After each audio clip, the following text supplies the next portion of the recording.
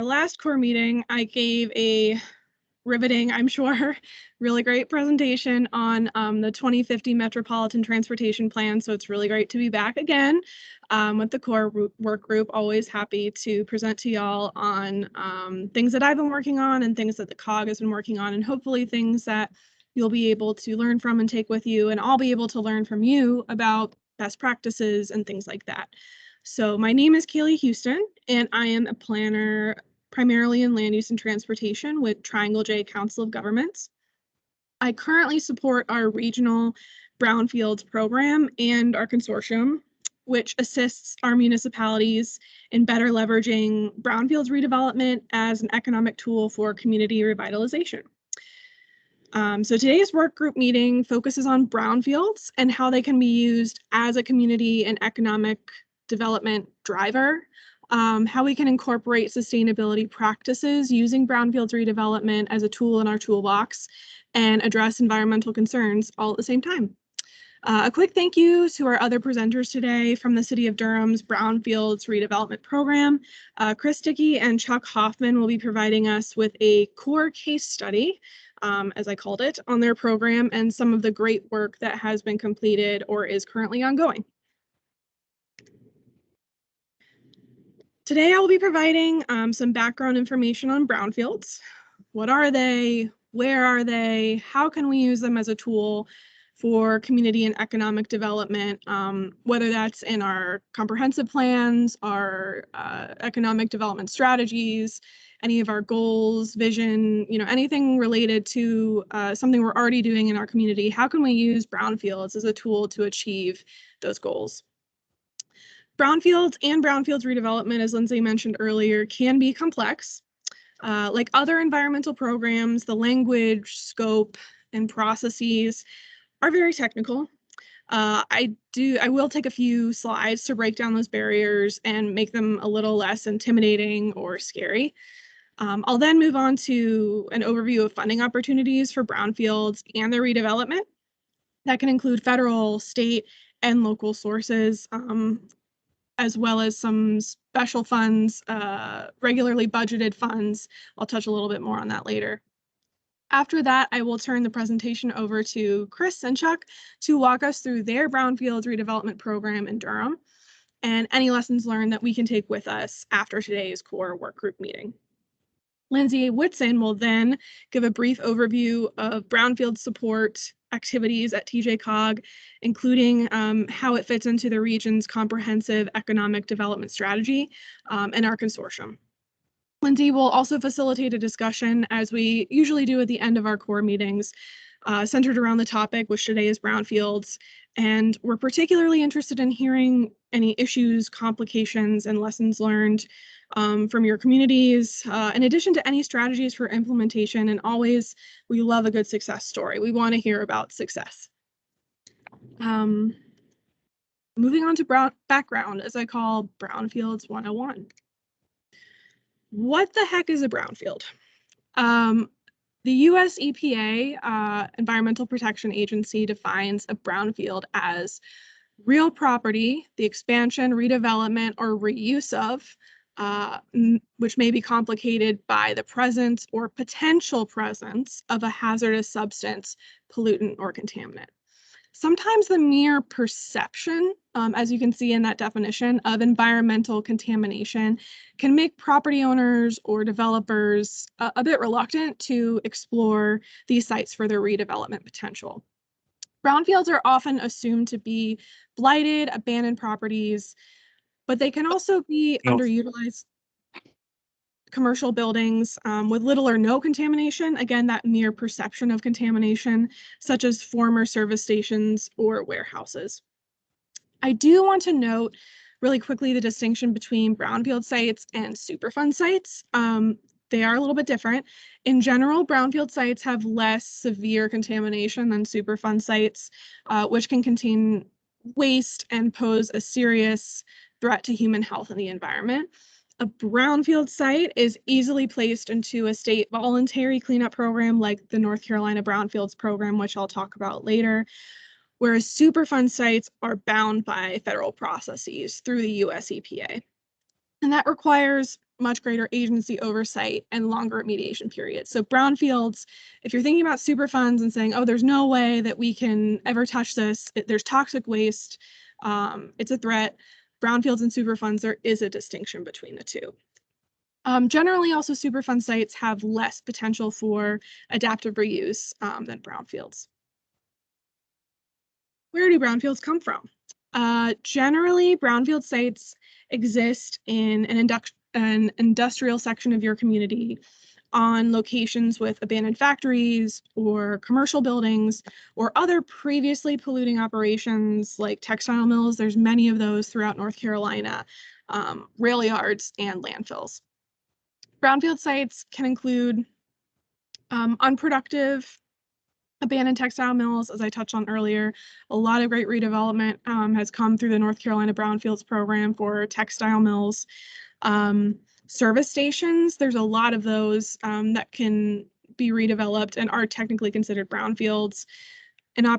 Inoperable gas stations, dry cleaners, a lot of those, contaminated rail yards, manufacturing facilities, and chemical processing plants.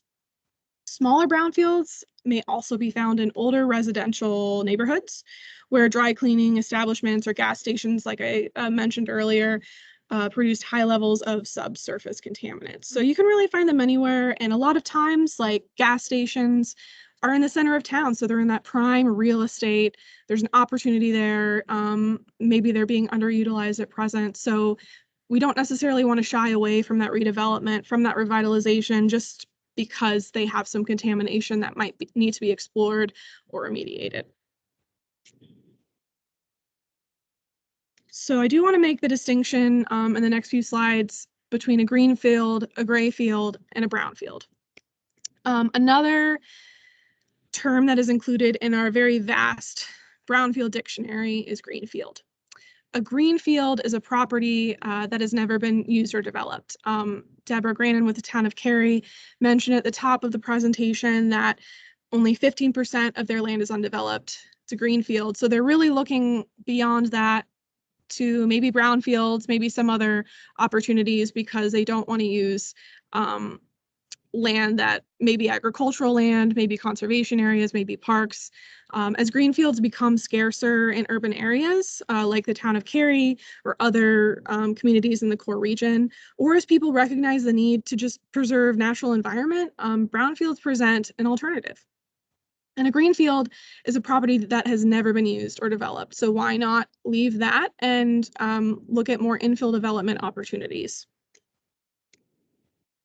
Gray field versus brownfield. As if it wasn't confusing enough, here is another term to add to our brownfields dictionary, grayfield. Grayfield is a term used to describe formerly viable retail and commercial shopping sites, such as malls, shopping centers that have been abandoned.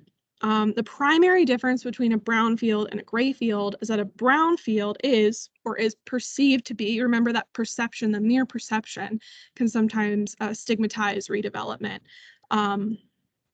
to be contaminated. So it may be contaminated, it may not be contaminated.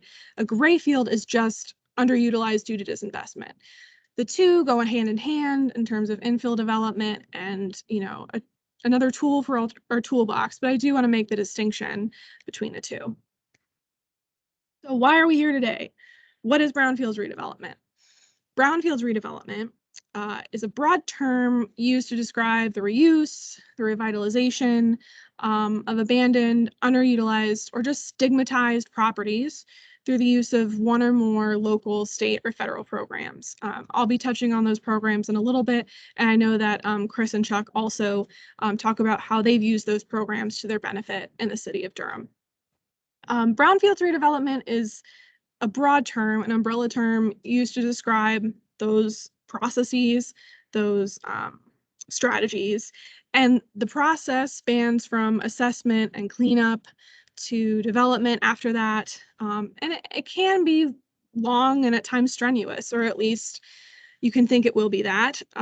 But brownfields can be redeveloped by a number of different stakeholders, including private developers, local governments, such as those on the call today, or through a mixture of the two, public-private partnerships.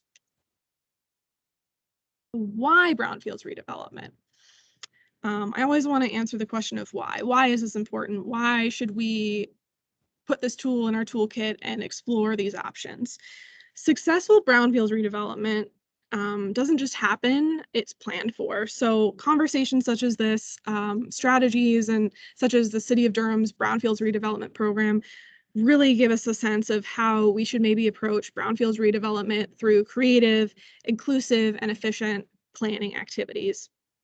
The redevelopment of brownfields is critical to economic development, particularly as we're running out of that greenfield land, or we're seeing more development pop up, more density pop up, more companies moving in, more residents moving in. It can also serve as a revitalization tool for either our downtowns or other small areas that we're trying to target with economic development strategies.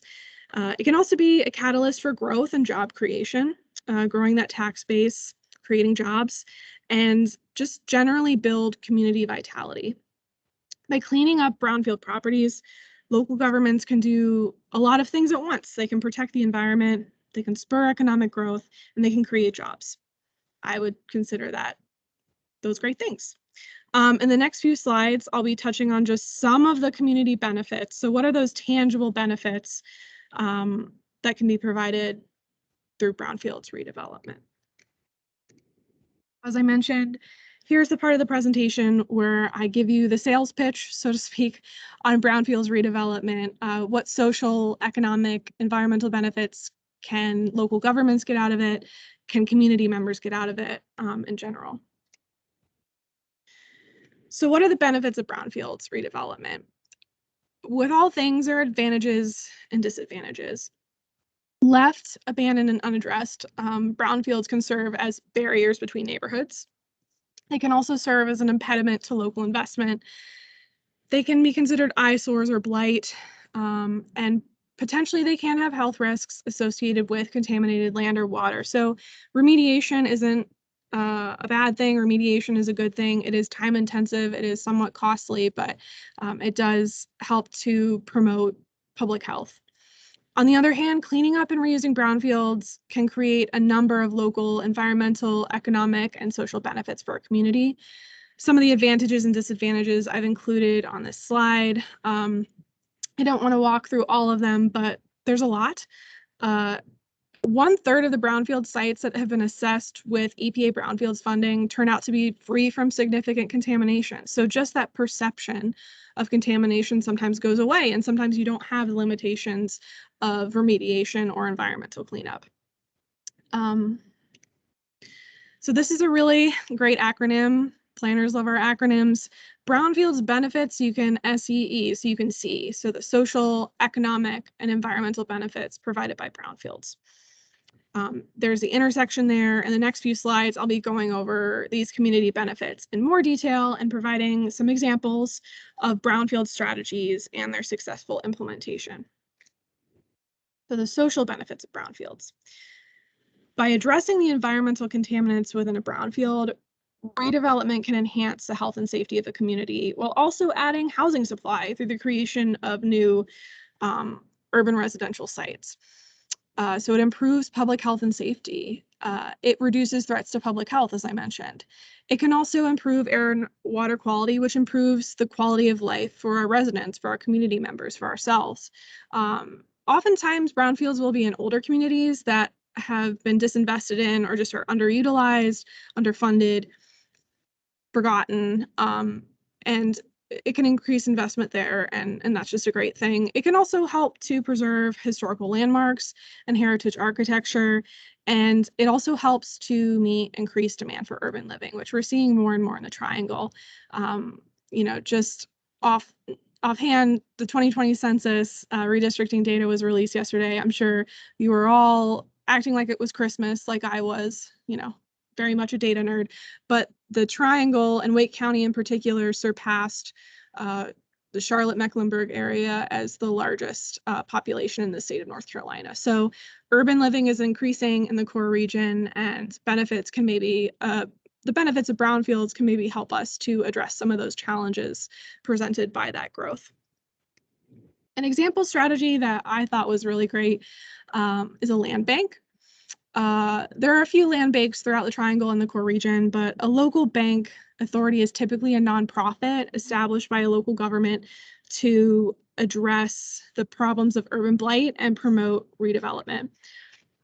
Removing real or perceived contamination, as I mentioned, it improves productive land redevelopment, it reduces property vacancies, and it enhances economic development for our communities. One example that I found, which was particularly notable, was in Michigan. They created a land bank in one of their counties, and they secured millions of dollars in Brownfields funds specifically to advance the elimination of blight, those goals, and to improve abandoned and tax foreclosed properties.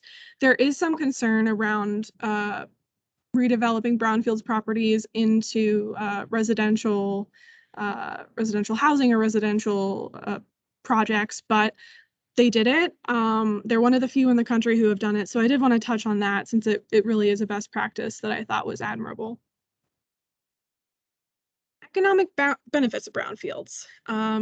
There's always a dreaded question of how do we pay for it and how much is it going to pay us in the long term? Because there are costs associated with redevelopment of any kind. There are costs associated with maintaining and operating and things like that. So we want to make sure that we're spending our money wisely and getting the most bang for our buck, as they say. As I mentioned before, brownfields redevelopment creates jobs.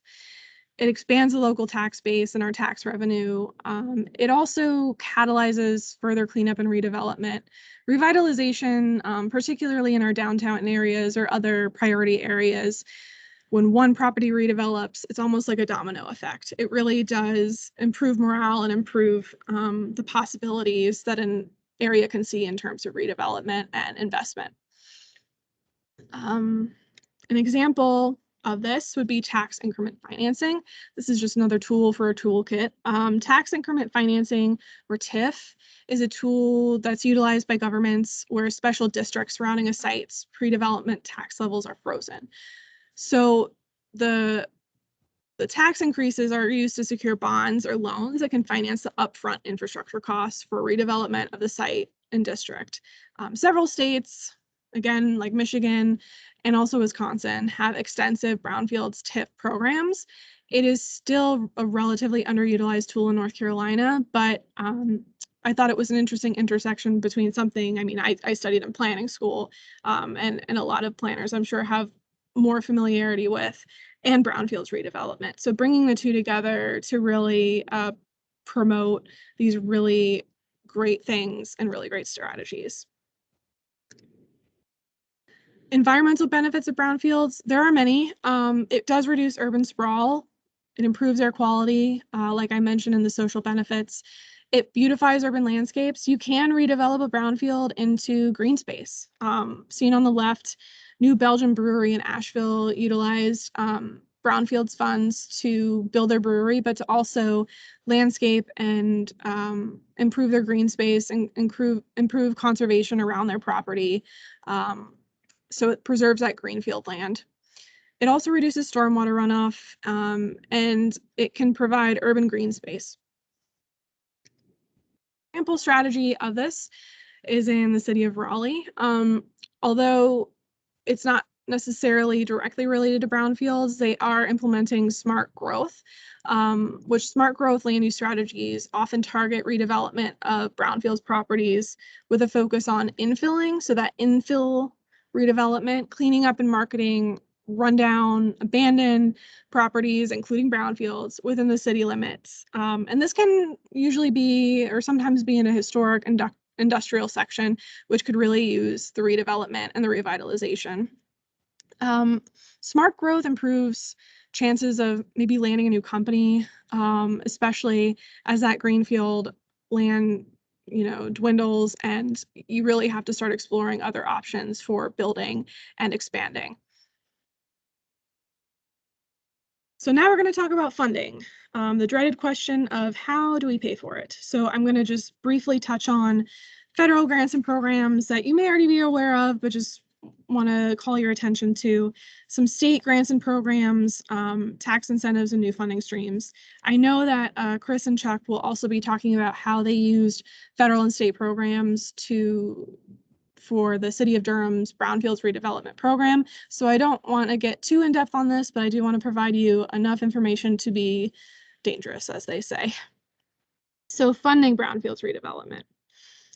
There's a number of avenues for local governments, private developers, and property owners to use for funding their projects. You can use a combination of private and public sector funding to fund or finance site purchase, site assessment, site cleanup, or other related redevelopment activities.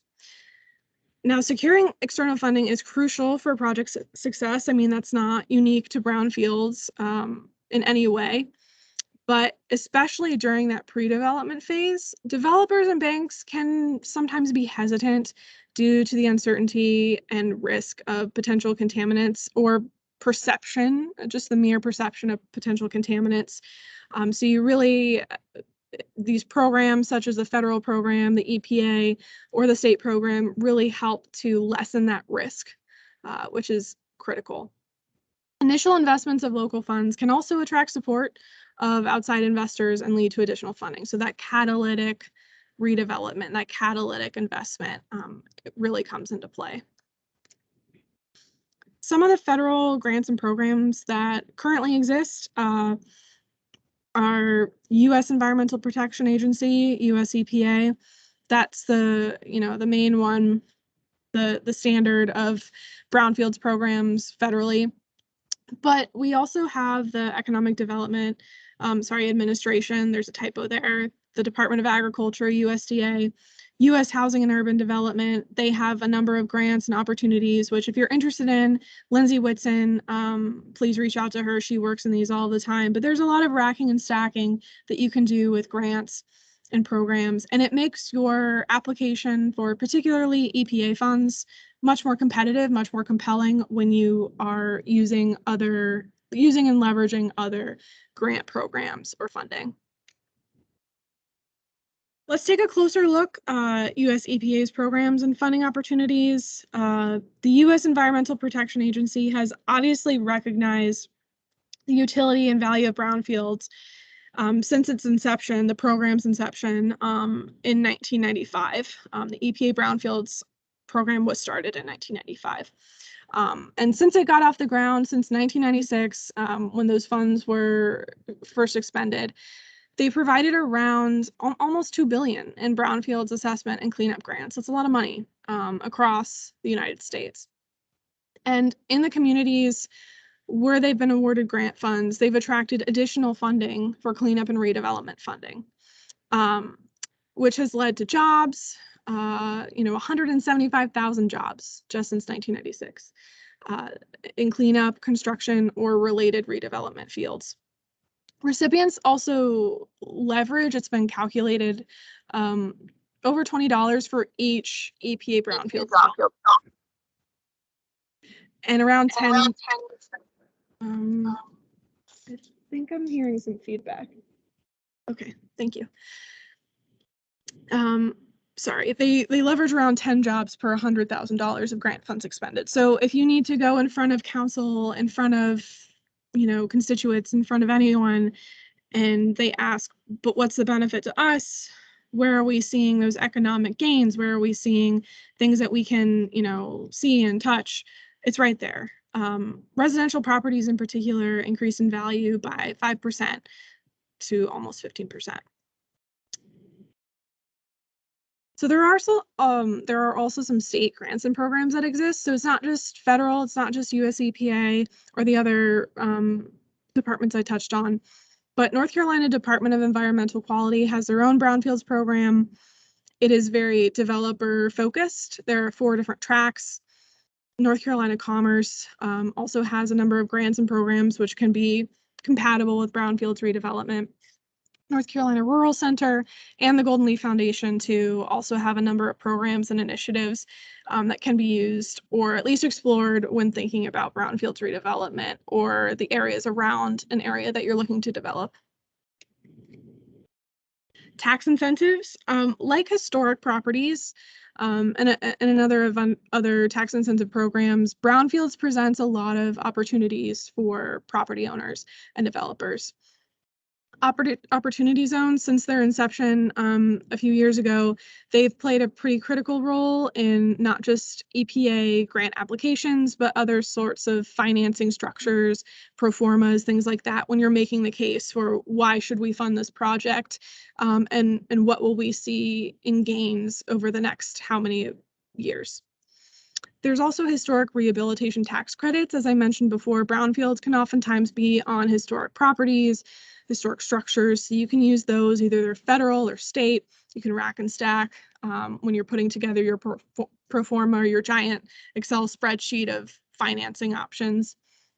There's also property tax exclusion savings. It's typically over a 5-year period. And some communities, again, do tax increment financing. North Carolina, not so much, but maybe we will in the future. New funding streams. I would be remiss if I didn't mention all of the things that are coming down the pipeline.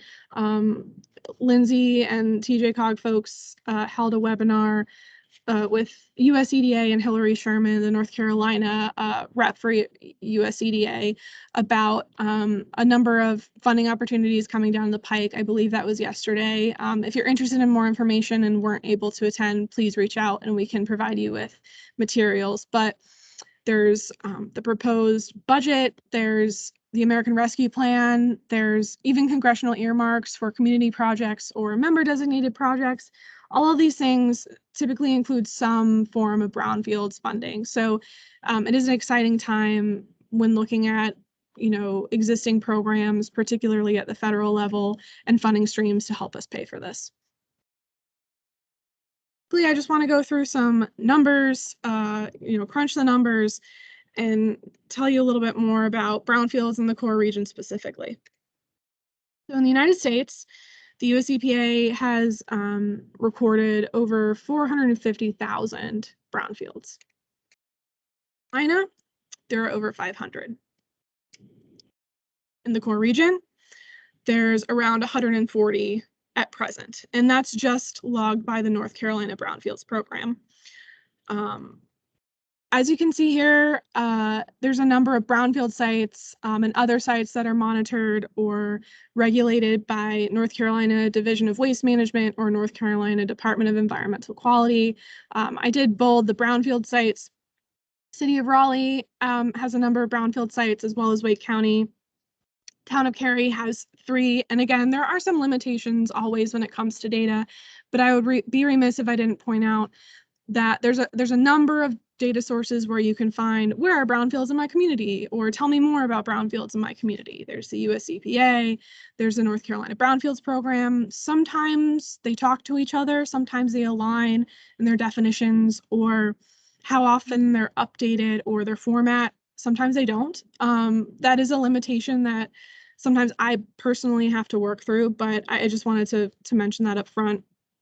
I also listed and identified some other sites that could be of interest, maybe not currently designated as a brownfield, but dry cleaning sites can often be brownfields.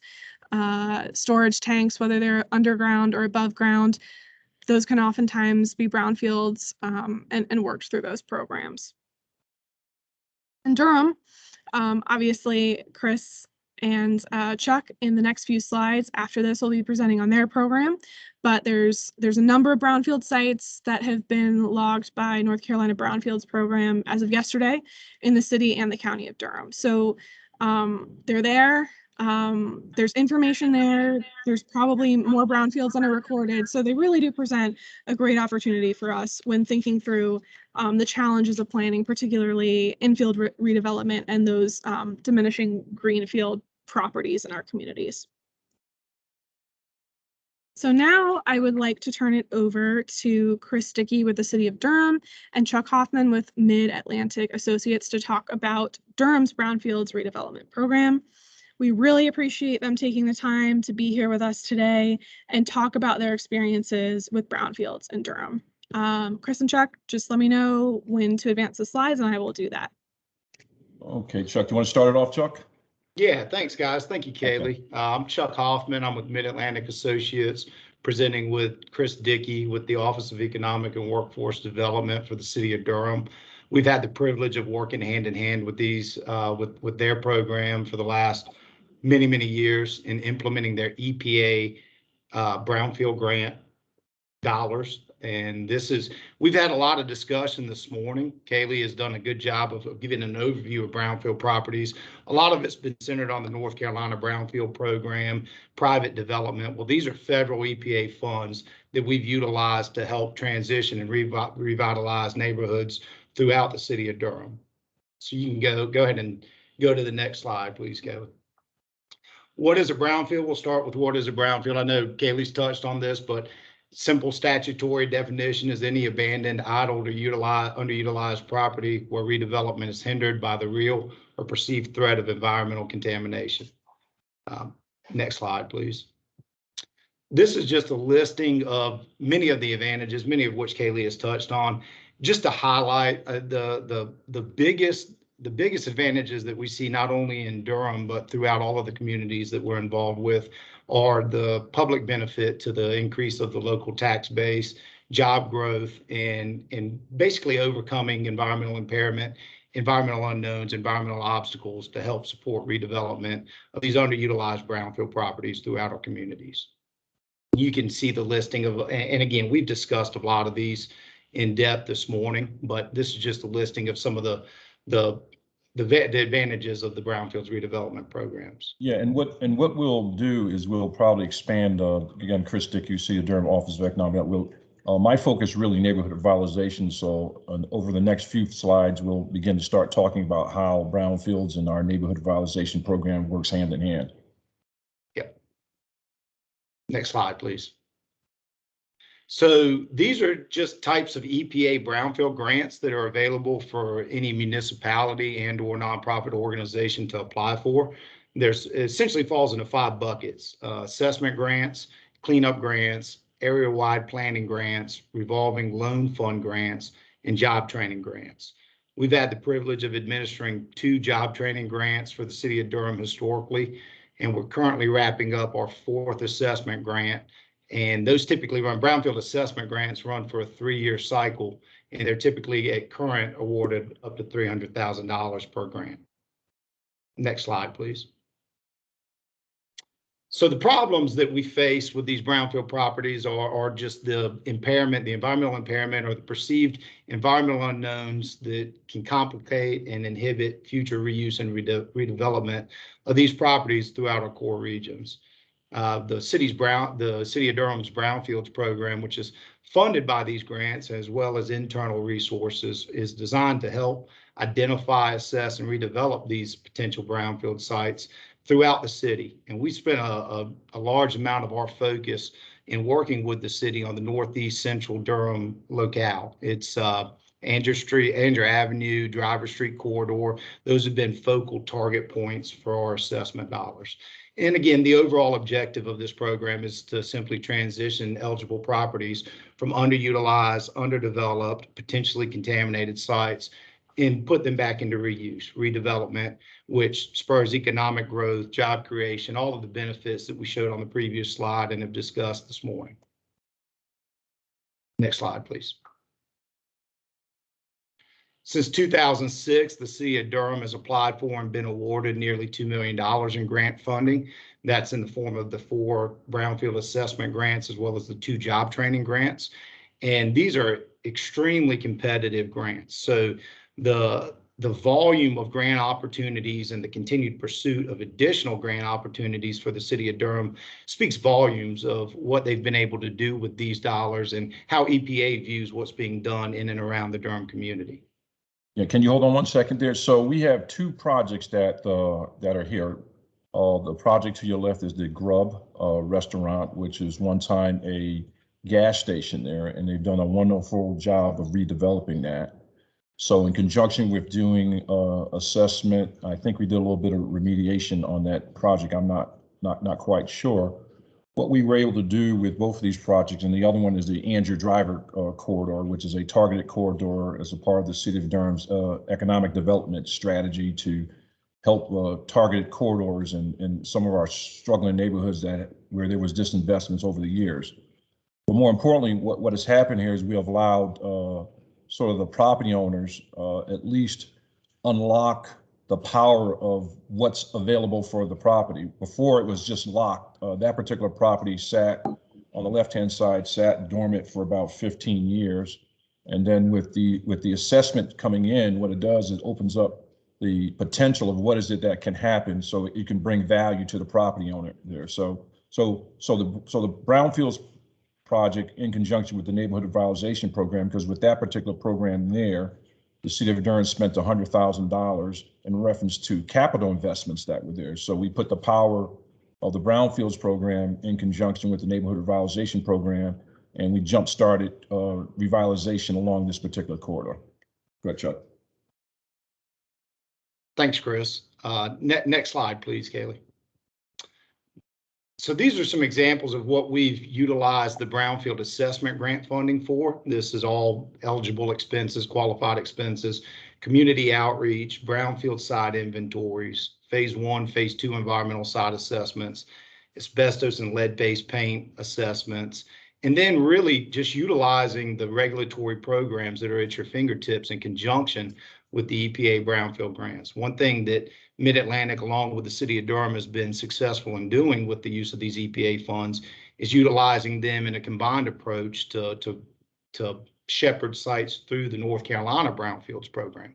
So using these programs, these different regulatory programs and grant dollars that are available at your fingertips is a benefit to not only the community, but the developers, the stakeholders, the residents, anybody and everybody involved in the community. So next slide, please. These are just some examples. This is by no means all of the properties that we've assessed, but these are just some highlights and some high level areas that we've focused some of these grant dollars on.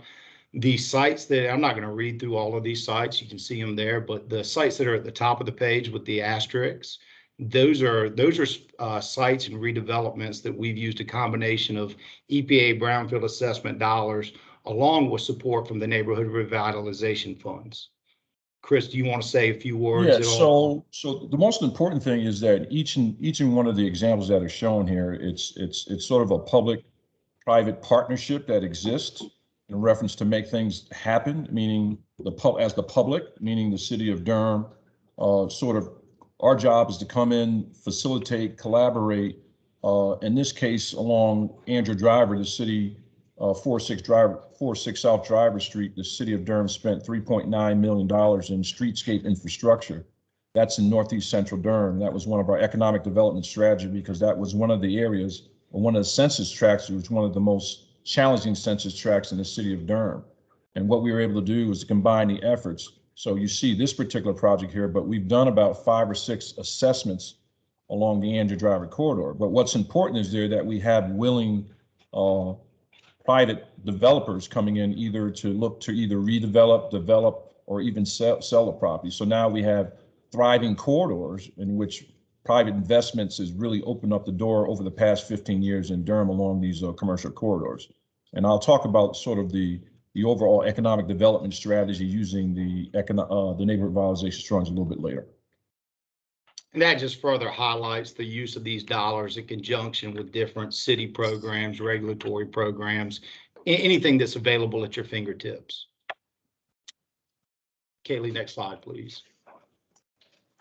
This is a good example that we wanted to take a minute to highlight of a use of the grant funds with different regulatory programs in order to support a member of the community reuse, putting money back into this area.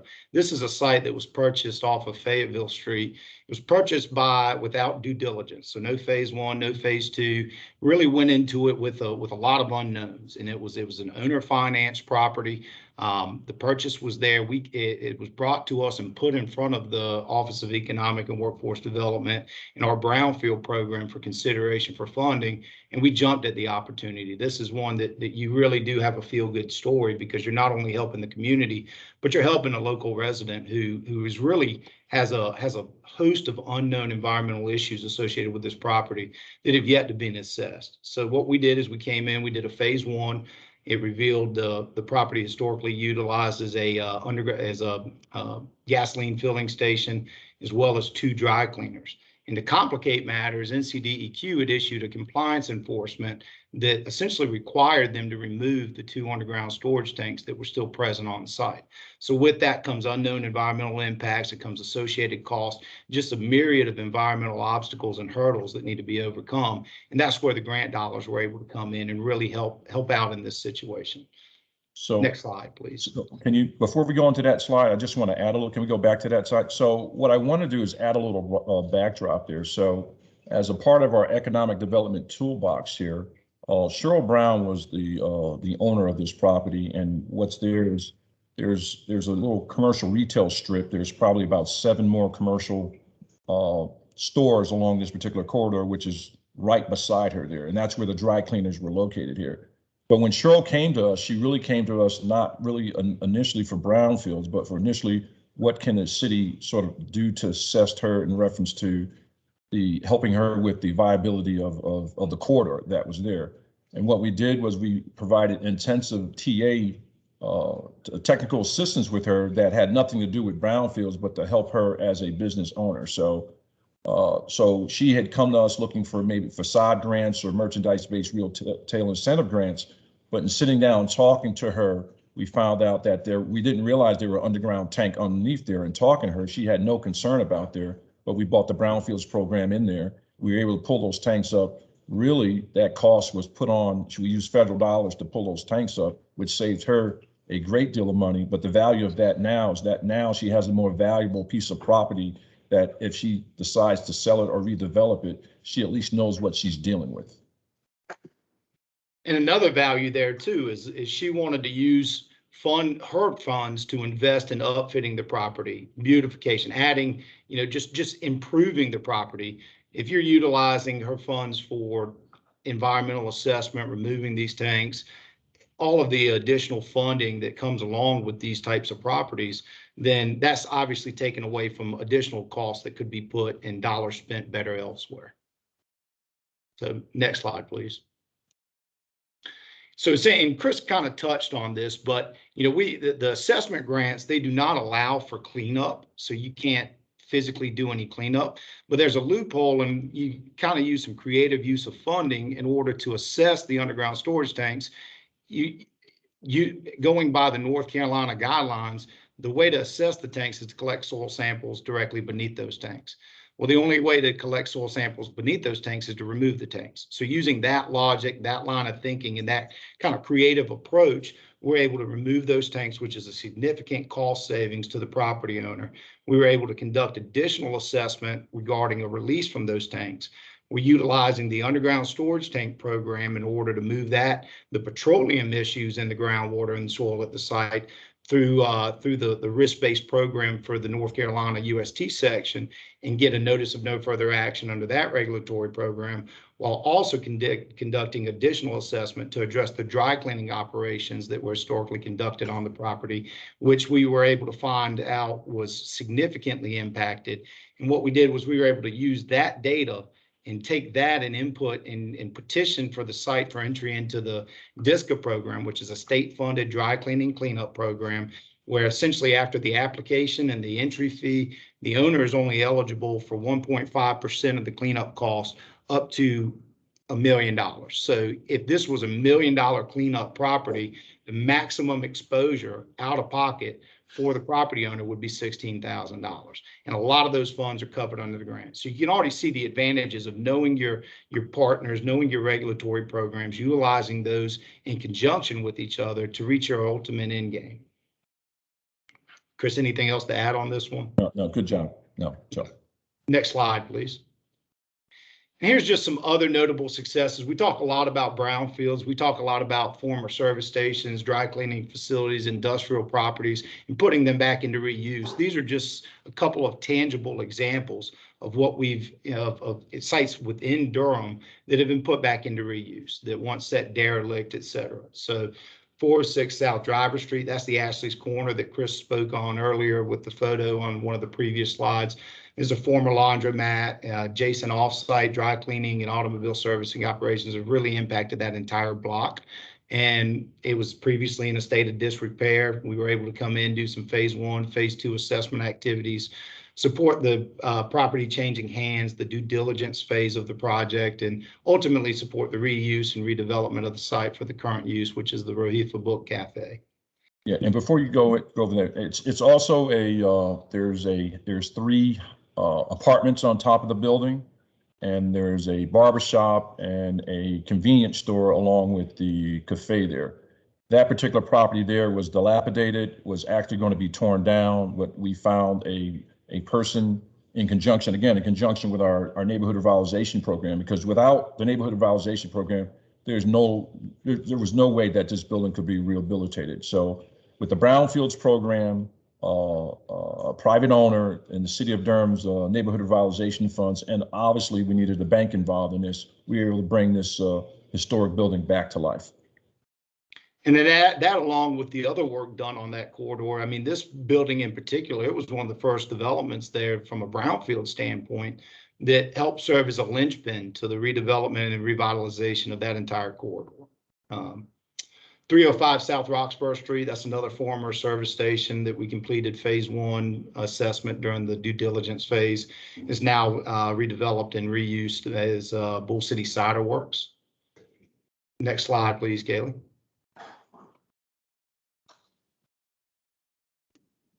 Kayla. 1200 West Chapel Hill Street.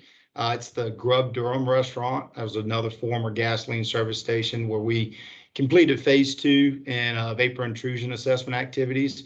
And then we also prepared an environmental management plan. This is another example of utilizing grant funding to support reuse and redevelopment under the North Carolina Brownfields program. So that's just another good example of using your regulatory partners to establish repurposed properties and put these brownfields back into reuse.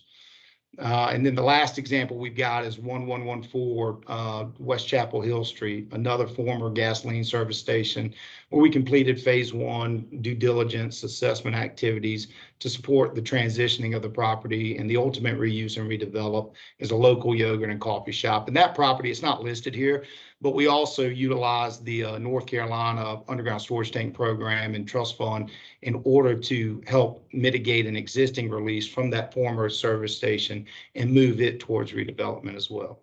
Yeah, and to add to that, it's sort of piggyback off of what Kaylee said a little bit earlier, is that right directly parallel to this, the 1200 West Chapel Hill Street was another gas station, and it was the West Chapel Hill Street. So once we did an assessment on 1200, another property owner came in and said, listen, what can I do to take advantage of this brownfields to find out what's wrong with this property?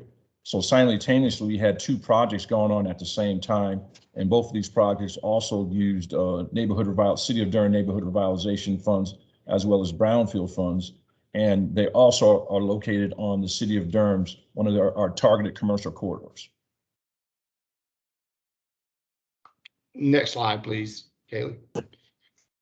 And just to really recap the regulatory programs and just knowing your resources, we've discussed these in depth this morning and during this presentation, but the North Carolina Brownfields program, the DISCA program, the Underground Storage Tank Cleanup program, State LEAD program, Communities with Grant Funds, and the Neighborhood Revitalization program that I'll let Chris turn it over to him for a few words regarding that program as well.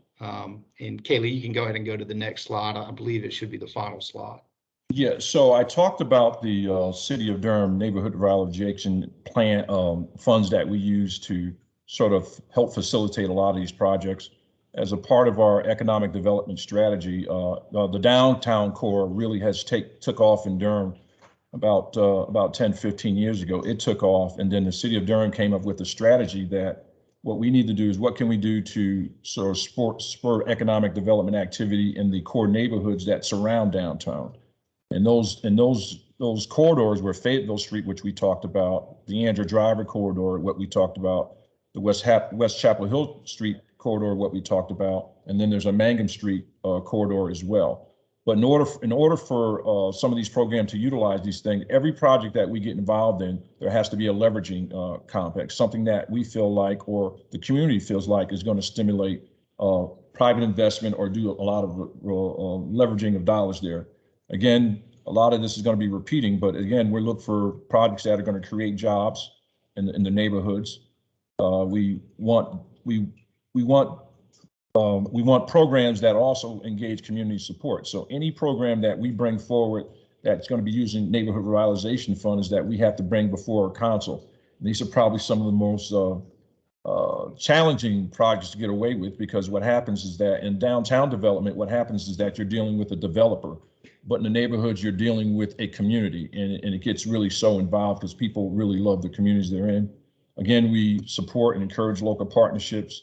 And again, what we like to do is leverage additional fundings. I think what we try to do is, as a city of Durham and Mid-Atlantic, and what we try to do is facilitate, collaborate, but more importantly, provide that strong technical assistance. And that's why I think our Brownfields program has been so successful. It's just that we didn't say, here, Mid-Atlantic, just do it. What it is, Mid-Atlantic, here are some programs. It's a part of the overall economic development strategy of the city of Durham. Let's work closely together and provide this intensive technical assistance. And that's why our programs are successful. But at the end of the day, what happens is that we have property owners, whether they decide whether remediation is done, assessments are done, at least it gives them the opportunity to either sell their property, redevelop it, or develop it. And we've had some really good success here in Durham. But at the end of the day, is what we're doing is that we're building wealth in the local Durham community. And by building local wealth in the Durham community, we're enhancing our tax base. Next slide. And ultimately, it's just about establishing your network, leveraging your resources, and utilizing everything through a myriad of regulatory programs, state funding, federal funding, community funding, community grant programs, and technical assistance through organizations like the Office of Economic and Workforce Development in Mid-Atlantic. And for additional information, I would urge you guys and encourage you to visit DurhamBrownfields.com, www.DurhamBrownfields.com, as well as our website, www.maaonline.com. You can find a lot of good resources regarding both North Carolina brownfields redevelopment properties, as well as the EPA grant dollars and what we've done within and around the community of Durham. Yeah, and then I would say is that the city of Durham is only as good as its partners. Mid-Atlantic has been a very good partner. They understand brownfields, we understand neighborhood development. So the partnership together has really made a very strong team where we at least come out the door when we're finished with tangible outcomes. And that's why EPA has been granting us dollars since 2006, because they see we put the good money to use and they can see the benefits of what we're doing in the community. I'm finished. We're ready for questions. Yep. I think before questions, I'm just going to talk really quickly about some of the work we're doing at TJCOG that supports brownfield redevelopment. And then, of course, I do want to save time for questions for you guys. Thank you so much, Chuck and Chris. I think it's always very beneficial for us to learn from what others are doing throughout the region. And I think you both really highlighted the importance of creating partnerships and fostering those partnerships, and then leveraging the dollars to really tackle brownfield redevelopment. So some of the work that we're doing at TJCOG related to brownfields directly aligns with our Regional Comprehensive Economic Development Strategy, or CEDS, CEDS for short. So I know, Chris, you talked about your City of Durham Economic Development Strategy. So similar to that, our regional plan supports sensible and smart growth development patterns, such as infill development, of course, revitalizing our downtowns and neighborhood commercial areas, and then spurring economic activity and the creation of jobs. Those are just a couple actionable items that are recognized within our Regional Comprehensive Economic Development Strategy. And just a brief reminder, the CEDS is created through partnership with the Economic Development Administration. So I know Kaylee touched base on EDA does support brownfields redevelopment, and there are case studies across the country where developers or communities, counties, cities and counties have used EPA dollars in partnership with EDA dollars to really tackle the development of a brownfield. Next slide, please, Kaylee. And then one other opportunity that we support and we facilitate at TJCOG is we do have a Brownfields Regional Consortium, and it does pay for a portion of Kaylee's time and others to support technical assistance related to brownfields. And right now we have Fuquay Varina, Town of Wake Forest, and Wendell are members in the consortium, but it's open to any of our member governments. So if anyone on the call is interested, please reach out. Again, really technical assistance, heavy related or technical assistance related. So we provide grant writing, educational opportunities. I know we've connected the participants with representatives from EDA, EPA, historic preservation opportunities in the past. We do things like identify and inventory brownfield sites throughout their communities, along a lot of other activities. So it's a very resource-driven, one-stop shop, providing support for those who choose to participate. And then the last slide, or the next slide, is, just one example. We've created a Brownfields redevelopment toolkit for our consortium members using ARC Story Map. It is available on our website to communities that are not a member, and it's very interactive and provides insight into funding opportunities, best case studies throughout the state and our region, as well as nationally. You can see there's one in Chicago, Memphis. So it's very user-friendly and easy to navigate. So I encourage you to go check that out if you're looking for further resources. And then with that, I will be quiet and let anyone on the line ask Chuck and Chris or Kaylee questions.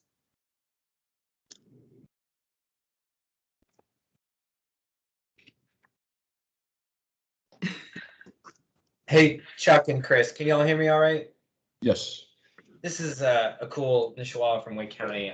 Great presentation, everyone. This has been really helpful. My question kind of revolves around the, you talk about the economic revitalization and the neighborhood growth that occurs from an investment that happens in this. But I know, Durham is one of the, and I've been to some of these areas that have been redeveloped.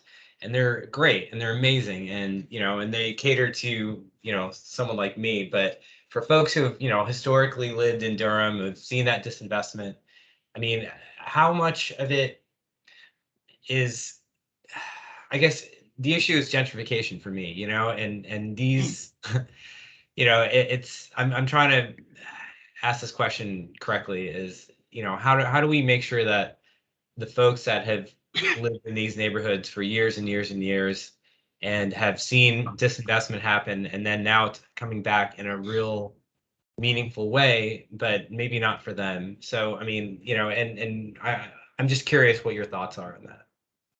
Well, I can just give you, I may not have the answer for you, but what I can do is give you an insight. I think we here at Durham, I'm not saying we've done things perfectly, but what I am glad to say is working with Durham is that they take whatever the community says in consideration. I think back in 2006, we conducted an economic development assessment along those corridors, the Fayetteville Street corridor, the Andrew Driver corridor, at the Northeast Central Durham, some of the more challenging neighborhoods, I should say, and that allowed for community input. And in that assessment, we found out opportunities that were available for the community to get involved, and a lot of the things that were outlined in that plan, and we still utilize it today. Back in 2006, we utilized. The challenge was that the city began to lay streams of infrastructure in place, such as streetscape, retail merchandise-based incentives for the local businesses, merchandise-based incentive grants. And what happens is that you did get a few people take advantage of it, but a lot of folks in the urban core, some of them just weren't ready. So the infrastructure was laid. People saw that there was a lot of disinvestment came, and once the disinvestment came and people started seeing the explosion, then other investors started coming into the scene over the years. So I believe through our neighborhood revitalization fund that we have, which is not a federally funded program, but a general fund program through general fund dollars. And this as a result of the city listening to. And I can actually say that as an economic development coordinator, I've been doing this work for about 14 years. We've been able to help a lot of business owners and property owners along those particular corridors and give them dollars to help promote their properties. Can we do better? Yes, but I think what happens is that the playing field is not level for everyone to go to a bank to get access to funds.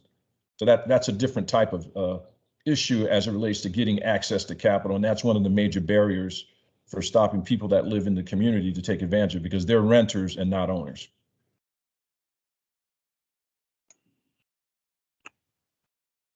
Did anyone else have questions? I know I can ask one, but I wanted to leave space for others.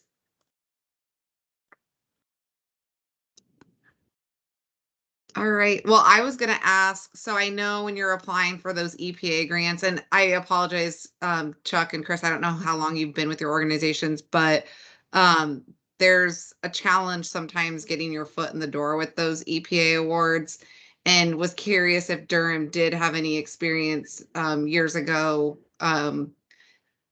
with that, and any recommendations to how to handle that. I mean, I know keep applying, obviously keep strengthening your application, but I know that that can be very disheartening for applicants, especially smaller communities. So just curious on your thoughts there. Extremely, extremely competitive. You've got to put together a very quality application. It takes a significant amount of upfront investment, really getting to know the community, really finding out, what's the theme of this grant application? What story are we telling? And you can really put together a perfect application, and there's still going to be some human error. The way they review these at EPA, I mean, if you're reading 100 grants, the one you read at 8 o'clock in the morning, you're not going to be in the same mindset at 8 o'clock in the morning on a Monday as you are at 5 o'clock in the evening on a Friday. So there is a little bit of just unpredictability to it, but all you can do is give it your best shot. Really focus your efforts on putting together a quality application. If you are unsuccessful, kind of what we tell communities is if you're unsuccessful, we're with you till we get it funded. I mean, we're going to go through the debriefing process. We're going to go through any and every input you can get. And then, there's some municipalities that just aren't geared up. The metrics, the census data, the amount of the vacancy rates, they're just not high enough when you're competing with these other, just more communities that have a greater need for these funds. So, it's a complicated answer, but a lot of it is, hey, one, do you have a need? That's first and foremost. And second, do you have partners that can really get to know your community, really invest the time that's needed? If you're doing this, it's difficult. It is difficult, and you've got to put together a quality application. You've got to focus on the right areas, the right theme, and you've really got to present the data in a way that's going to appeal to EPA and ultimately to get your application funding. I mean, you're talking about you missed 3 percentage points, you're out of the running for funds. So I mean, it's highly competitive. I will tell you that cleanup grants are generally more have a higher success rate. It's just tough to find properties that fit the dynamic, that have the construction timelines or the development timelines that would fit the needs of applying for funds, waiting for a year, getting the funds, securing those. So it's a complicated answer, but just the big picture overview is it's only as good as your partners. It's only as good as the community and the investment that you put in up front. And even with that, you're still not guaranteed of anything. All we guarantee is that we'll continue to be on your team and go to bat for you as much as we can, just knowing the dynamic and what they typically lend to.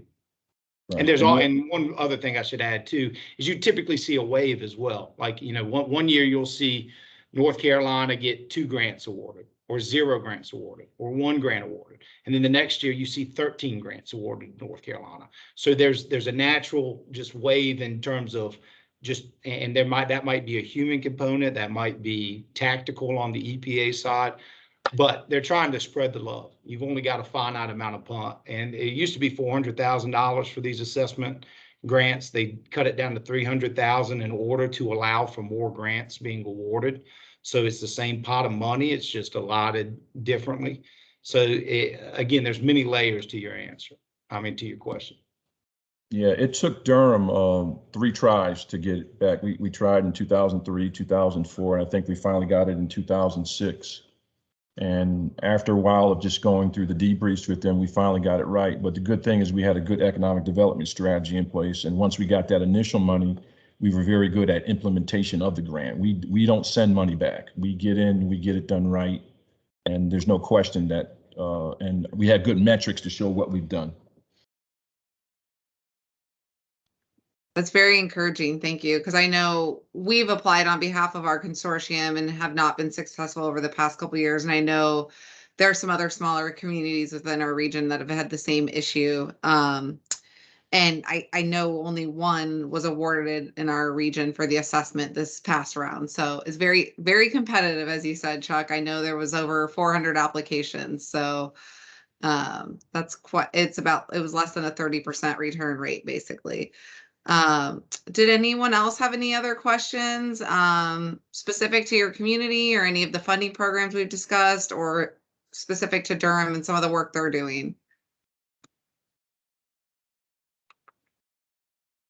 Lindsay, one thing I would do want to add is the leveraging of dollars. I think our City of Durham's been very good in reference to that neighborhood revitalization fund.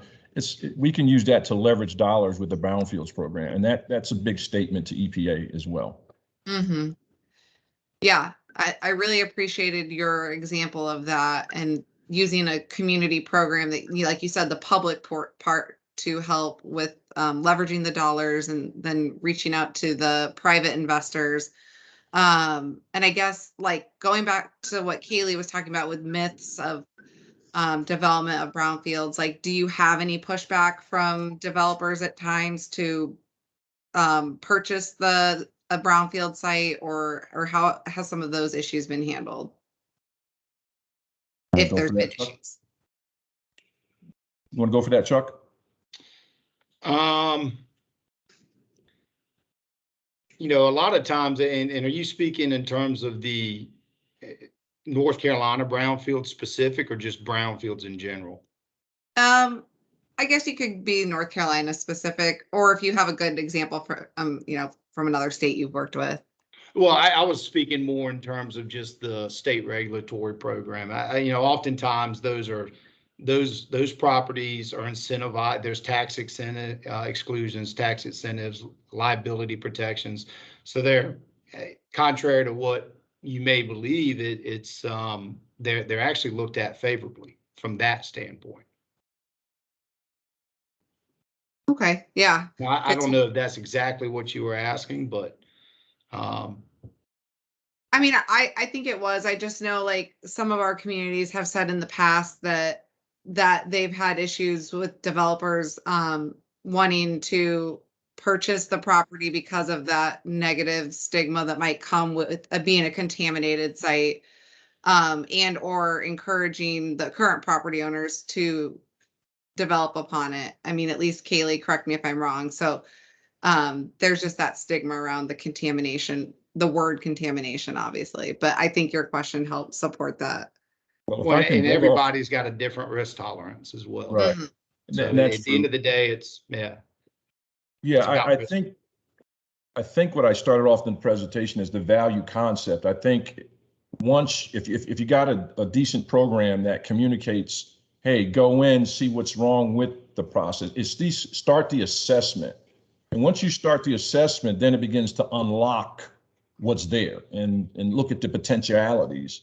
And some people are just afraid of that. And that's where, again, I get back into the heavy technical assistance, where you have a Mid-Atlantic in the city and you're sitting down with that property owner, that potential developer, and then you're walking them through the process and then understanding that there's programs that are available. So the technical know-how, and then having a track record of saying, hey, we've done this before, and these are the outcomes. I mean, that helps us here in Durham. I'm not saying Durham has a robust program. I'm not going to say we do, but we've had a good program working into the neighborhoods, which eventually spilled back into the downtown core, which allowed people that had confidence because they felt like we could lead them through the process. And the process not only here locally, but really at the North Carolina state. And that's where Chuck's team has done a phenomenal job with the Brownfield. It's not the city of Durham, it's our partner who we got the dollars, but Mid-Atlantic, who's really got in and dug in and sort of hold hand of these developers or properties owners. Right. Yeah. Well, again, thank you both for being here. It's been very informative, and I hope you don't mind that we recorded it and hopefully can share with other partners across the region. I just think this is a very valuable conversation that we've had. I know brownfields, again, are very complex and they can be quite confusing to people, and grasping the long-term component from like the assessment to the cleanup to like the implementation, it can be a very long road. So your words have been like very encouraging. But with that, I wanted to just say we don't really have time to go around the table. So I appreciate everyone on the call being here today. If Council Member Reese is still on the line, I'm not sure how his hike has been going. But if I wanted to say, here. Good. Oh, you're home. You made it. Good. I wanted to say, Kaylee and I will be reaching out to the core work group over the next week or two. We are kicking up the beginning phases of the updating the bike ped plan. It hasn't been done for 4 or 5 years. So we're going to reach out to core members and see who on their staff they would like to be a part of that technical advisory committee. I know some of you on the call have been a part of that in the past. So just be on the lookout for that email, or someone on staff be on the lookout for your email, or for that email, excuse me. And again, just wanted to thank everyone for being here today. Our next core work group meeting is scheduled for Friday, November 12th. Until further notice, we will continue to meet virtually. But with that, I will hand it over to Councilmember Reese. Awesome. Well, thank you, Lindsay. I was able to actually hear the entire meeting, which was fantastic, and super impressed with Chuck and Chris and the work that they're doing in Durham. I did want to just take a minute or two. I can't remember the name of the person, but someone from Raleigh asked about the potentially gentrifying effects of some of these types of projects. And I just wanted to say, you're right. These projects can absolutely be gentrifying forces in the communities where they happen. But that's true of every investment in communities that have been disinvested in for generations. Across Durham, we are now undergoing a project where we are planting new street trees in neighborhoods that have traditionally not had a significant amount of tree cover. There are huge benefits from those types of projects, as well as new and upgraded parks, sidewalks, bike facilities. All types of infrastructure in traditionally neglected communities can be gentrifying forces. That's why brownfields development and other types of infrastructure are one part of a multifaceted program that communities like Durham have, including support for folks that live in these communities, including tax grant assistance to low-income homeowners, so that the gentrifying effects of these types of projects and other types of investments don't price them out of their homes in terms of increased property tax bills. The other thing we do in a lot of these projects, especially around our economic development work, is we make sure that we ask developers to work with the communities where these projects are being sited to figure out what benefits the folks who live in these communities can obtain from these projects. Things like if the city supports with our economic development funds the redevelopment of an old church, and that in the basement of that church there's a daycare center. We were able to get the developer in that project to agree, number one, to go to the neighborhood where this is located for workforce for the childcare site, and second, we gave neighbors who live near there first preference for the spots for their kids in this daycare facility. It also this particular project also had tons of nonprofit office space that we could give that the developer agreed to give at low cost to local nonprofits. So these are the types of things that we do even within the economic development and Brownfields process itself.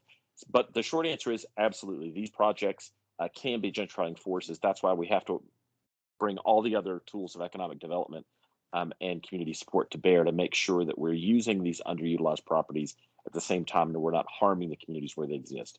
But that's just one type of example of why these projects are so hard and they're complicated, but they're also can make a real difference in communities. So thank you so much to Lindsay and the folks at CORE for putting this together. Happy to have been the quote unquote host. Hopefully we can get back to in-person meeting at some time in the next couple of years and bring everybody to Durham in person. So that's all I had to say. Thank you, everybody. Appreciate it. Thank you all again. And we will be sending out a recording and some meeting notes to follow up. But I hope everyone has a lovely weekend. Thanks, everyone. Bye. Thank you. Thank you.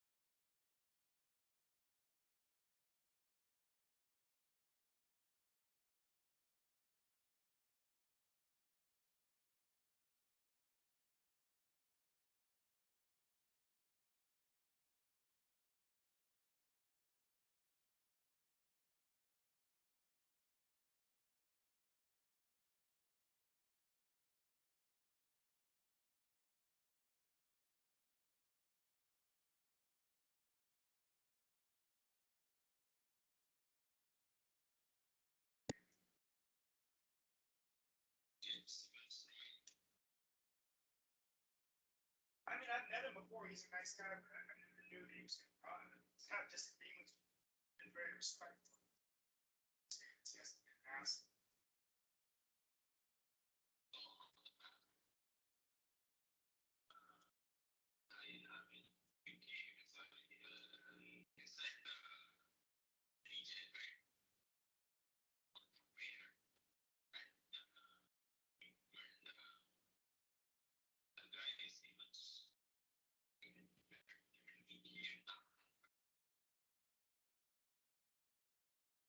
Donna doesn't have an opponent.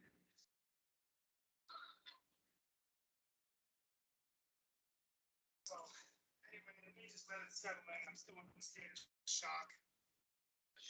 I just have to. 12. Pick it up here. Oh. But the other thing to realize is I'm going to have Vicky's support. I'm going to have Ruth's support. I'm going to have Indian support. So I think I still have a great chance.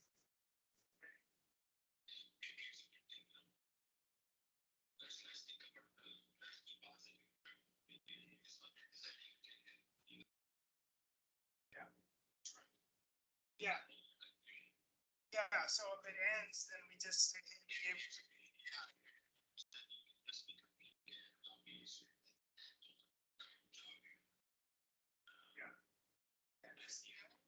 and maybe I can.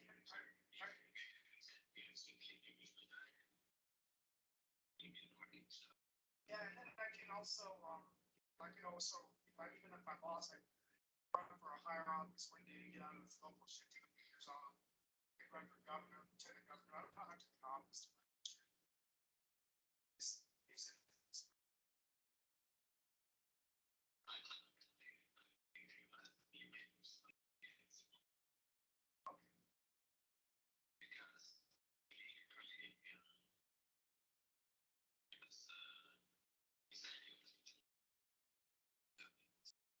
Yeah, even if I ran and lost, I could always apply for a White House job.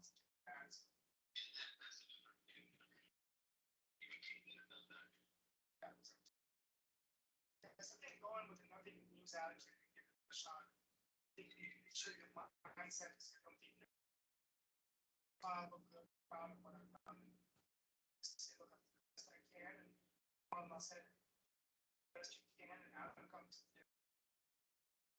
People and have more time. So maybe in 4 years, I'm gonna come back and go.